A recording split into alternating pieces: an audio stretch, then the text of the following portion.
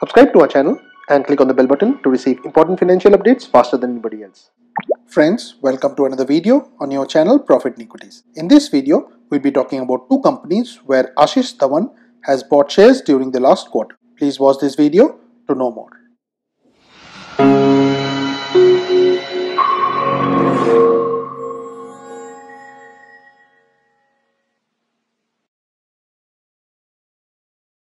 Now the first stock on the list is IDFC Limited, which is available at Rs 39.15 and the face value for it is 10. The symbol for it is IDFC. Now IDFC Limited is a holding company engaged in investing businesses. Its segments include financing, which includes banking business, and others, which includes asset management, investment banking, and institutional broking.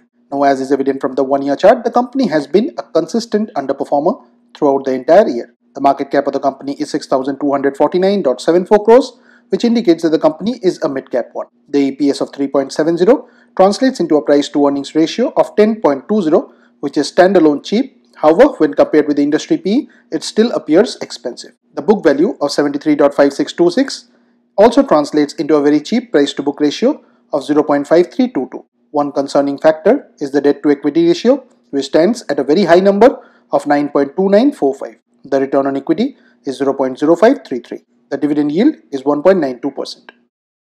Now the second stock on the list is Equitas Holdings Limited, which is available at Rs 107.35 and the face value for it is 10. Now Equitas Holdings Limited is a holding company with segments such as microfinance, other finance and others. The microfinance segment consists of microfinancing, whereas the other finance segment consists of housing finance and vehicle finance. The company also provides loans to subsidiaries and corporate guarantees for the borrowings of subsidiaries from banks and institutions.